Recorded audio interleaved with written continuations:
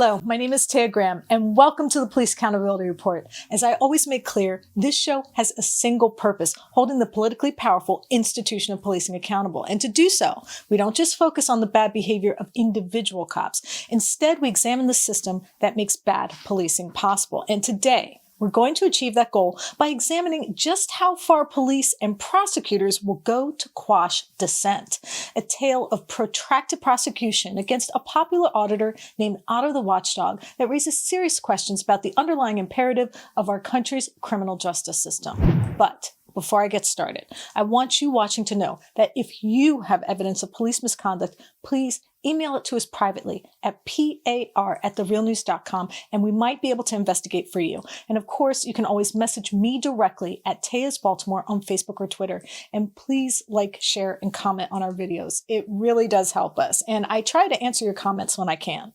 Now, we've got that out of the way.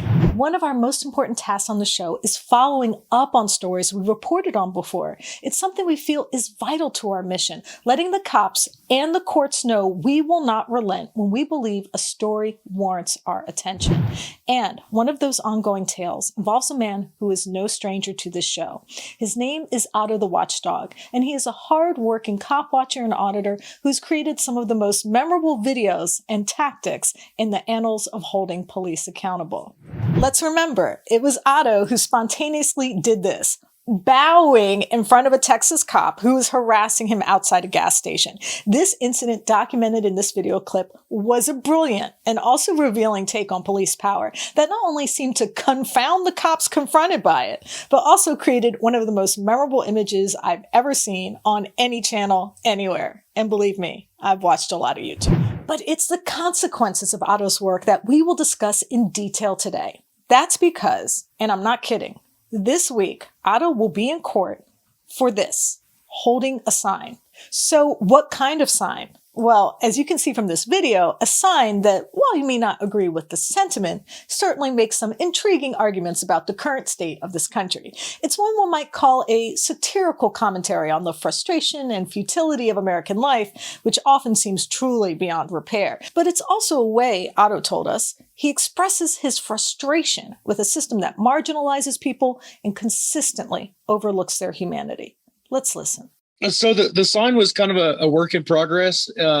It probably took maybe 6 months to develop the idea behind it, which kind of sounds a little silly, but I was having a lot of conversations at the time with people about political things mostly. And there was always a common theme. Somebody would be like, fuck them or this or that, whatever it was. And I just kind of popped off and I said, well, the system isn't going to fuck itself. And that was really the start of it. And then people would say things like that shit's fucked up. And I would respond with and stuff. Right. So it really was just kind of like little catches that would come about in conversation that I ended up putting on a sign. But what happened when Otto decided to stand here on a public road holding this sign really seems to belie logic. Standing, as you can see here, minding his own business, holding his sign, expressing his general sense of dissatisfaction, and the officers pounce. Of course, this is when we see for the first time the infamous, or perhaps I should say legendary, Otto flop, which I will let him explain. Okay, so the what's come apparently known as the Otto flop. It's not, I didn't create that. I think that's been a long-standing tradition of activists for a long time. If I was ever to be placed under arrest for something that I absolutely knew was not a crime, that's what I would do. And I did. And I was charged with interference with public duties for laying down on the ground. But what's really notable, and I might say even incredible about the story, is that the arrest is just the beginning. In fact, what happened in the ensuing months and years make this a remarkable tale of police overreach and another stark example of our justice system running amok that prosecutors have continued to prosecute. That's because instead of writing Otto a citation or dropping the case that is clearly covered by the First Amendment, prosecutors are still hauling Otto into court. In fact, in days, Otto will be in court to defend himself and his right to hold a sign because the criminal justice system in Royce City, Texas, apparently had nothing better to do. And before I talk to Otto about why this is happening and how it has affected him, I'm joined by my reporting partner, Stephen Janis. Stephen, thank you so much for joining me. Tay, thanks for having me. I appreciate it. So, Stephen, this is not the only set of charges Otto is facing. Can you talk about the felony camping charges? Yeah, I mean, this is an outrageous case from the beginning, not just a case of him standing there with a freaking sign, but the case that they had prosecuted him for supposedly camping with his children, which they turned to a felony, which was really because of the call of some sort of Karen who said she was concerned, but really turns out to be nothing but bogus because he was just trying to go to court and take care of his kids. And so it's really a horrible case and a really, I think, a horrible example of the misuse of the criminal justice system. Now, the prosecutor has offered Otto a plea deal. What exactly did they offer him? Well, this is really no deal at all, Taya. I mean, seriously, they want him to plead guilty to what would be misdemeanor camping instead of felony camping, and they want to plead guilty to holding a sign. None of these are crimes, but it's a typical example. Prosecutors stack up the charges. They want to make up their own mistakes by using this, saying basically you won't have to go to jail as a way to get people to plead guilty to something they didn't do. It is a misuse of criminal justice system. It is a misuse of the power of a prosecutor. It's a misuse in general and really should not happen. You have done some reporting on this jurisdiction, Rockwell and Royce City, where his so-called crime occurred. And it seems to me to be a prime example of over-policing. What have you learned? Well, we did an analysis last year of calls for service in Royce, and about 20 to 30% of them were for suspicious people and other types of, forgive my French, BS. So really what you're seeing is police looking for something to do. And that's what applies to Otto's case. Otto was giving out food to people. He was being a good community person, and now they're putting him through hell. And I forgive me for getting emotional, but this case really is just terrible. And it really is exemplar of all the things we report about, of why this criminal justice system is just completely unbalanced and out of control. And now, to get more on his trial and what might happen, I'm joined by Otto himself. Otto, thank you so much for joining us. Hey, I appreciate you for doing it, Taya. Thank you. So, Otto, you've been offered a plea deal. Can you talk about it? And are you going to take the plea? And if not, can you tell us why? So I've been offered several plea deals. And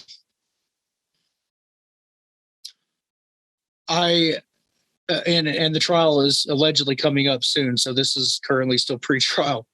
I'm not inclined to take the deal, and I'll tell you why.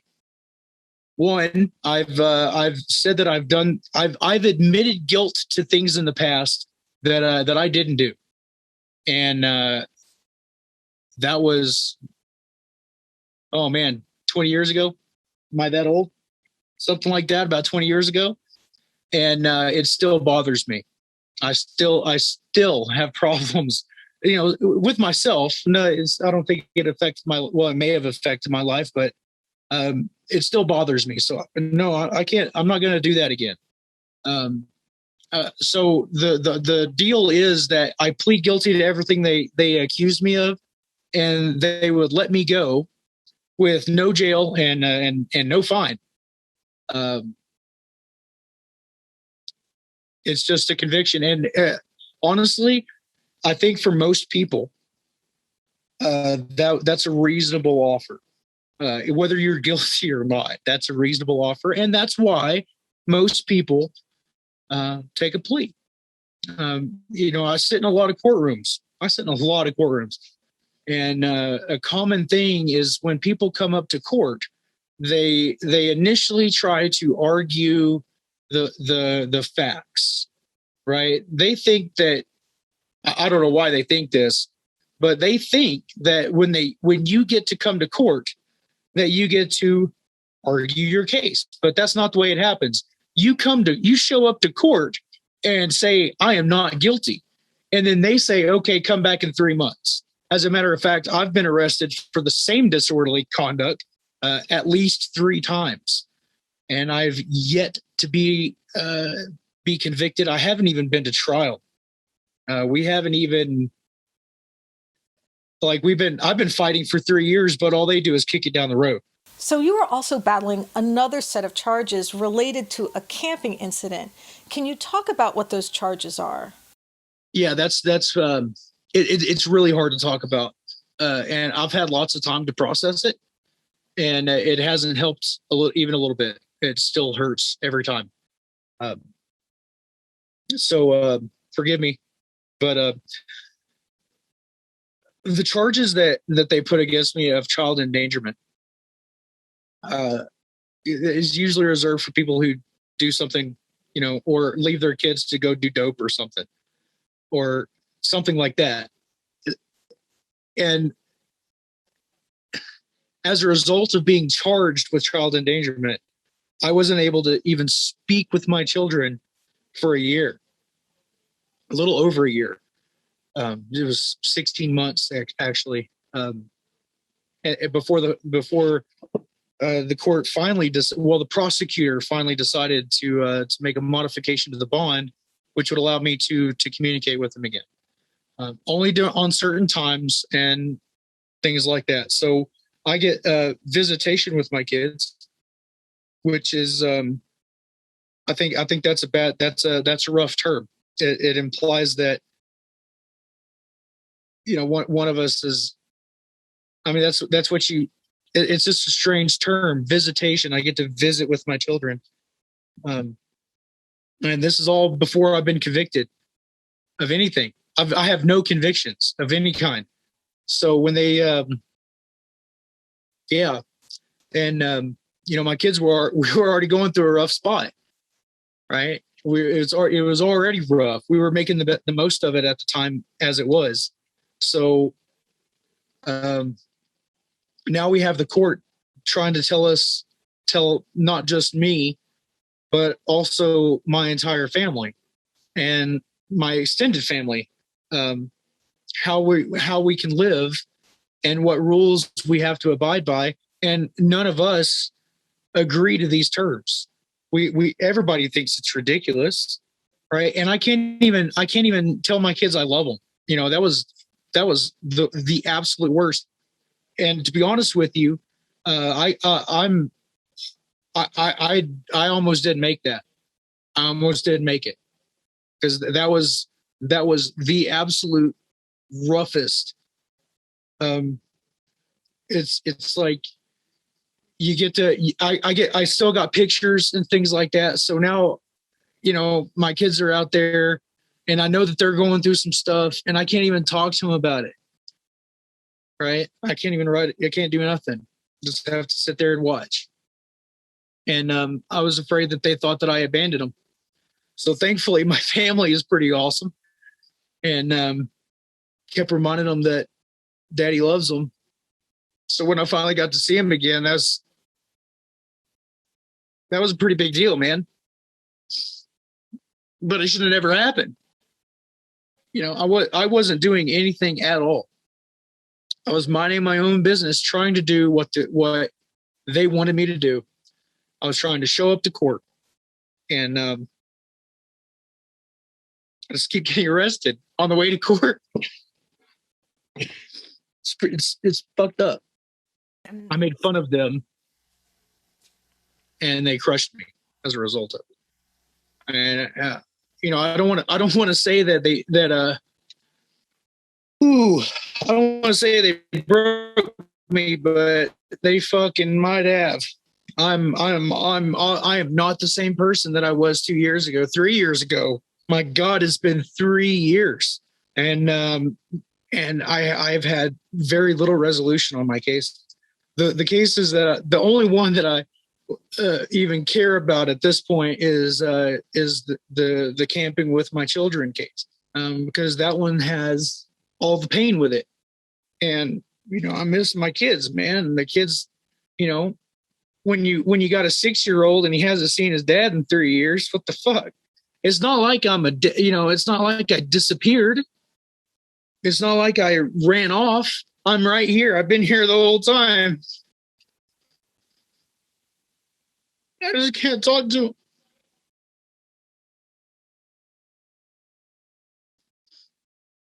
It was like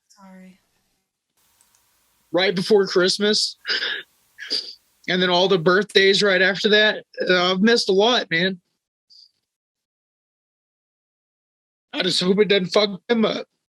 They offered to reduce the felony child endangerment to a misdemeanor as long as I plead guilty to everything that they accused me of, knowing that I have a federal lawsuit filed on them on the sign case, the Sifuis sign case, and I didn't even file that. I didn't even file that lawsuit until damn near 2 years after the event. They had plenty of time to dismiss that case well before I ever filed a lawsuit. Now they're telling my attorney, and I do have an attorney on that case now, by the way. I couldn't afford that. I still can't afford it. Thankfully there's people who really give a shit about me, obviously. And if it wasn't for the generosity of people around and they're, I don't even know. I don't understand that. But anyway, I have an attorney on that case now, and he told me that they said the Royce City Municipal Court, the city court, the guilty court in Royce City, said the prosecutor, Jason Day, fuck you, said if I would drop my lawsuit, that they would dismiss the charges. Okay, well, why would you do? Why, if you had been fighting a case for 3 years, why would? What do you mean, right? My other attorney in a different case told me that the reason I'm wearing the ankle monitor and have been for 2 years is they want an insurance policy that I am not going to terrorize their town with the F word for at least the next couple of years. So I've been wearing an ankle monitor because people don't want to see my sign, which is the exact reason why I have the sign to begin with, because shit is fucked up and nobody's doing anything about it.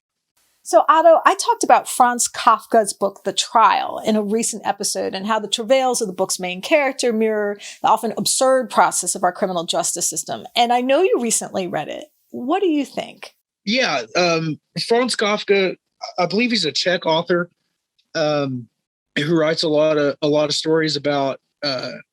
It's kind of twisted. He's kind of like the Edgar Allan Poe of. I don't even know. He's kind of like Edgar Allan Poe. You know, everything's got a little twist on it that makes it just that much worse. And this is definitely from one of his books. I don't, and it's not just my case. We see a lot of this. You can't. The old folks might say that you can't win for losing. In Kafka's the Trial, if I remember right, the main character is continuously trying to find out what he did. He's also trying to find out when and where he's supposed to be. They keep demanding that he shows up, but they don't tell him when or where. And that resonated. And then he's also trying to figure out what he did the whole time. And even after he's convicted, he still has no idea what he was ever even accused of. Those things resonate with me. And in my particular case, we've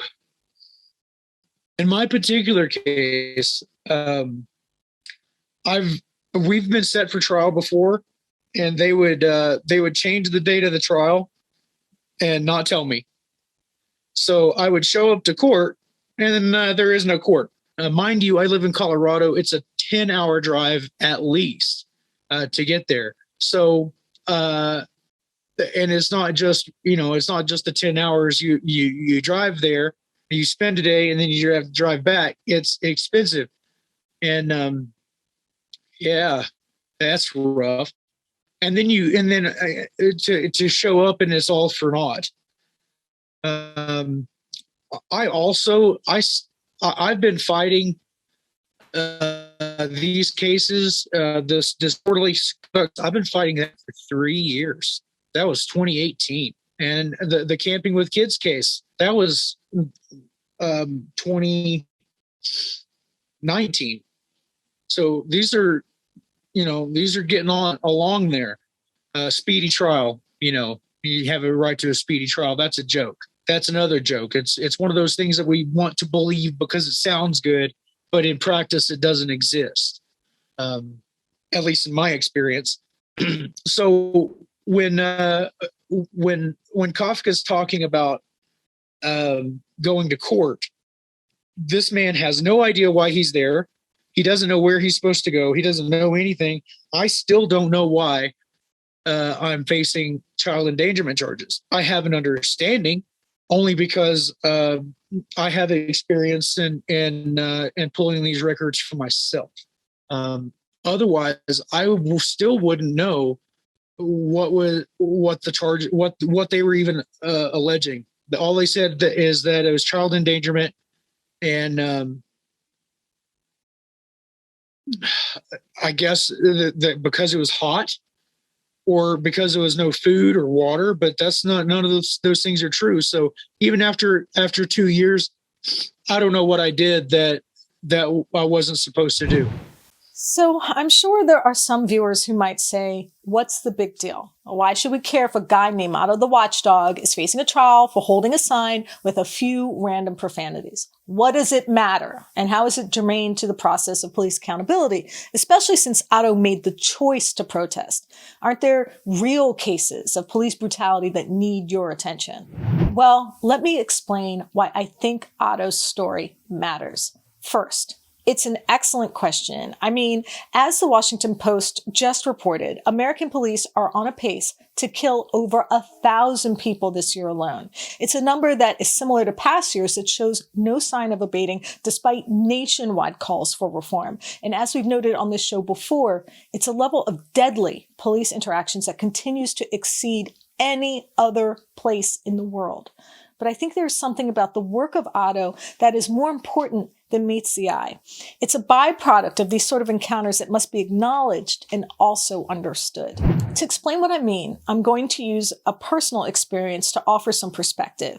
It's something I noticed when I was in Denver covering the sentencing of Eric Brandt. As we've reported on before, Eric was sentenced to 12 years in prison for making threats against several Colorado judges. The sentence was derided by his supporters as overly harsh, a sentiment that has been echoed across the country by many of his YouTube followers who believe that Eric was mistreated and also misunderstood. But what also struck me about my experience during our coverage of his court proceedings was something more subtle, but still instructive. Here in Maryland, where Stephen and I both live and report, the court system is quite different than what we experienced in Colorado. Here, not only are we barred from bringing a camera into the courtroom, but if you even turn on your cell phone inside the courthouse, it can be confiscated. And judges seem quite comfortable yelling at reporters. And there are hardly any, in fact, there are no accommodations for the press. But that is not what I experienced in Denver. Stephen and I were actually allowed to bring our cameras inside and even interview people inside the courthouse. There was even a media area just outside the courtroom doors. We were allowed to petition the court to film the proceedings, a motion that was unfortunately denied, but not even an option on the table here in Maryland. Now, I'm not saying that this difference in how we could work translates to any sort of better justice inside the courtroom. I'm not even trying to make the case that it somehow reflects any sort of real accountability for the Denver judiciary. No, the point I'm trying to make is that the difference in access, I think, has a real psychological effect on how judges and law enforcement behave. The fact that at least cameras can get inside the courtroom is at least a start towards making the people in power take we, the people they serve, more seriously. And I truly believe what made this small amount of progress even possible was the work of people like Otto and Eric Brandt and Brian Loma and Pikes Peak Audits and Liberty Freak and Monkey 83 holding protests, challenging authority, and even using some unconventional tactics. I think their work resulting in what some might characterize as clickbait or superfluous protests actually tips the scale back against the absolute power that law enforcement seems to cherish. I mean, just look at what happened after Eric's verdict. Brian Loma, Frank Sturgill, and Chris Powers expressed their displeasure on the courthouse grounds just after the sentence was handed down. Now, if you think you could do something like that here in the city of Baltimore, think again, because it is acts of dissent like this, however minor and inconvenient they might seem, that I think make a real difference. Acts of micro resistance that lead to incremental process, which is better than no progress at all. Believe me. I'm not saying or arguing that every bizarre sign and unorthodox antic is worthy of reporting on. And I'm not even saying that the small amount of freedom allowed to us in the courthouse will amount to any real change in how justice or injustice is meted out.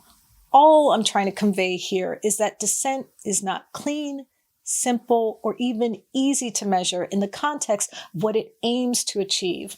I'm trying to argue that tactics that can seem unconventional or even silly can also be effective. And I also think it's important to make the point that regardless of how you judge their behavior, the reality is that the job of holding our massive criminal industrial complex accountable is messy and sometimes just plain absurd. That is why we cover cop watchers like Otto the Watchdog and Eric Brandt. And that is why we will continue to try and add context to what they do. That's why we interview people like James Freeman and Laura Shark and Tom Zebra and Dale Lackluster and James Madison and the Batuse. And that's why we'll continue to follow their stories as they work to achieve the goal of this show, holding police accountable and the political elites who make bad policing possible. I want to thank my guest, Otto the Watchdog, for taking the time to join us and to share his experiences with the criminal justice system. Otto, thank you so much for your time and sharing your story. And of course, I have to thank Stephen Janis for his incredible reporting, research, writing, and editing for this piece. Thank you, Stephen. Tay, thanks for having me. I appreciate it. And I have to thank friend of the show, Noli D, for her support. Thanks, Noli D. And I want you watching to know that if you have evidence of police misconduct or brutality, please share it with us and we might be able to investigate for you. Please reach out to us. You can email us tips privately at par@therealnews.com and share your evidence of police misconduct. You can also message us at Police Accountability Report on Facebook or Instagram, or at Eyes on Police on Twitter. And of course, you can always message me directly at Taya's Baltimore on Twitter and Facebook. And please like and comment. I do read your comments, appreciate them, and I try to answer your questions whenever I can. And we also have a Patreon called Police Accountability Reports. So if this type of reporting is important to you, please take the time to take a look and maybe even donate. My name is Taya Graham, and I am your host of the Police Accountability Report. Please be safe out there.